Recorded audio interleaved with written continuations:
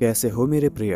तुम्हारा ये हाल देखकर मैं सहम गया था, इसीलिए आज तुमसे बात करने आया हूँ। अगर मुझे दिल से अपना मानते हो तो मेरी सारी बातों को ध्यान से सुनना, क्योंकि जो भी बातें मैंने बोली हैं वो तुम्हारे ही हित के लिए हैं। तुम बार बार मुझसे रूठ जाते हो कि बाबा कुछ कर नहीं रहे। हे प्रिय, ऐसा क्यों सोचते हो? मैं तो हमेशा तुम्हारे भले के लिए ही सोचता हूँ।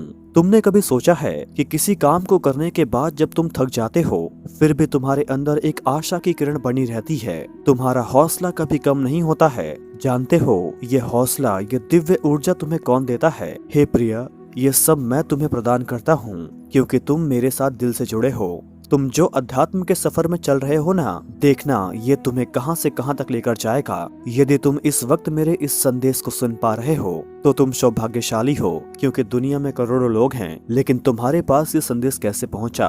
कुछ तो बात होगी ना तुम्हारे अंदर। इसका सीधा सा अर्थ है कि मैंने तुम्हें याद किया है, मैंने तुम्हें मौका दिया है कि तुम हमेशा मेरे करीब रहो और मेरे साथ जुड़े रहो। तुम जिस कोशिश में लगे हो मैं उसे देख पा रहा हूँ। ये तुम क्या करने जा रहे हो? मंजिल के इतने करीब आकर अपना रास्ता बदल रहे हो। इतने समय से जो तुमने धैर्य रखा अब उसे छोड़ रहे हो मेरे प्रिय। ऐसा मत करो। मैं तुम्हारे हर परिस्थिति में तुम्हारे साथ हूँ, लेकिन उसके बावजूद भी तुम हार मान रहे हो। जब जीवन मैंने दिया है तो संभालूंगा भी मैं ही।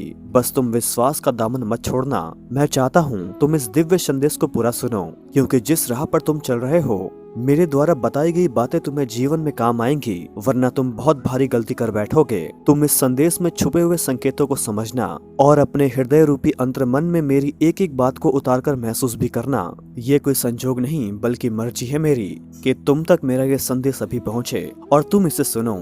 परमात्मा में वो शक्ति है जो तुम्हारे दुर्भाग्य को सौभाग्य में बदलने की ताकत रखती है। तुम्हारे धैर्य की मैं बहुत सराहना करता हूँ। इतना कष्ट, इतना दुख सहने के बाद भी तुम्हारा मुझ पर अभी भी अटूट विश्वास बना हुआ है। दोस्तों, जय श्री राम, हर हर महादेव, जय बजरंगबली, जय बाबा नीम करौली। दोस्तों, आपको बताते हुए बहुत ही हर्ष हो रहा है कि हमारा सनातन का स्वर्णिम काल परिवार अब 21 लाख लोगों का हो चुका है। और दोस्तों, हमने ये संकल्प लिया है और हमने एक निर्णय लिया है कि हम एक मंदिर का निर्माण करेंगे, जिसमें मर्यादा पुरुषोत्तम भगवान श्री राम, भ्राता लक्ष्मण, माता जानकी और हनुमान जी सहित देवों के देव महादेव शिव जी तथा अन्य सभी 9 देवियों की प्राण प्रतिष्ठा हो। और हमारे इस संकल्प को पूरा करने में अपना योगदान करें। और आप लोग दान करें इस QR कोड के माध्यम से और अपने सनातन धर्म और संस्कृति को परस्पर आगे बढ़ाने में सहयोग करें और अपना अमूल्य सहयोग यथाशक्ति दान करें। जय श्री राम, हर हर महादेव, जय बाबा नीम करौली, जय बजरंगबली। अब सारी चिंताओं को छोड़ दो। मैं तुम्हें आशीर्वाद देने आया हूँ। इस आशीर्वाद को स्वीकार करो। मुझे पता है तुमने अपना आचरण सदैव सकारात्मक बनाए रखा है, इसीलिए कदम कदम पर तुम्हें ईश्वर की सहायता प्राप्त होती रहती है। मगर पता नहीं तुम्हारे दिमाग में अचानक से ऐसा क्या आया जिसकी वजह से तुमने नकारात्मकता को चुन लिया है। तुम्हारा मुझ पर यह विश्वास डगमगाने लगा है। तुम्हें ऐसा लग रहा है कि मैं तुम्हारी प्रार्थनाओं को नहीं सुन रहा हूँ और तुम्हें तुम्हारी खुशियाँ नहीं दे पा रहा हूँ, लेकिन ऐसा नहीं है। तुम उन चीजों के बारे में मत सोचो जो ईश्वर से प्रार्थना करने के बाद भी नहीं मिल रही हैं, बल्कि मैं कहता हूँ कि उन अनगिनत चीजों के बारे में सोचो जो बिना प्रार्थनाओं के तुम्हें प्राप्त हुई हैं। धैर्य रखो, तुम्हारी सारी परेशानियां खत्म हो जाएंगी जिस दिन तुम्हें ये विश्वास हो जाएगा कि सारे काम प्रभु की मर्जी से हो रहे हैं। अगर एक बार पूरे विश्वास के साथ तुमने अपना हाथ मेरे हाथ में सौंप दिया तो फिर मैं तुम्हारा साथ कभी नहीं छोड़ूंगा। ये मेरा वादा है। मेरे प्रभु की एक बात हमेशा याद रखना कि अगर कुछ मांगने पर ना मिले तो मुझसे नाराज मत होना, क्योंकि मैं तुम्हें वो दूंगा जो तुम्हारे लिए सबसे अच्छा होगा। और हाँ, तुम मुझ पर तभी विश्वास कर पाओगे जब तुम्हें स्वयं पर अटूट विश्वास होगा। ये विश्वास बाहर कहीं नहीं बल्कि स्वयं तुम्हारे भीतर विराजमान है। ईश्वर के प्रति सच्ची आस्था और अच्छे कर्म सभी विघ्नों का नाश करते हैं। मैं रंग को भी राजा बना देता हूँ, इसीलिए शांत होकर समय के साथ नेक कर्म करते जाओ। प्रार्थनाएं खुद ब खुद बोल उठेंगी। देखो, कर्म की नाव डगमगाती जरूर है लेकिन कभी डूबते नहीं। मेरा भरोसा रखो, क्योंकि परम पिता परमेश्वर की कृपा अब तुम पर बरसने वाली है। तुम हमेशा लोगों की मदद करने की सोच रखते हो, इसीलिए मुझे स्वयं तुम्हारी सहायता के लिए आना पड़ा। अब मैं तुम्हें तुम्हारे हिस्से की सारी खुशियाँ दूंगा जिसके तुम हकदार हो। बस तुम जैसे हो वैसे ही रहना। ईश्वर सिर्फ उसी व्यक्ति से प्रसन्न रहते हैं जो नेक कर्म करता है।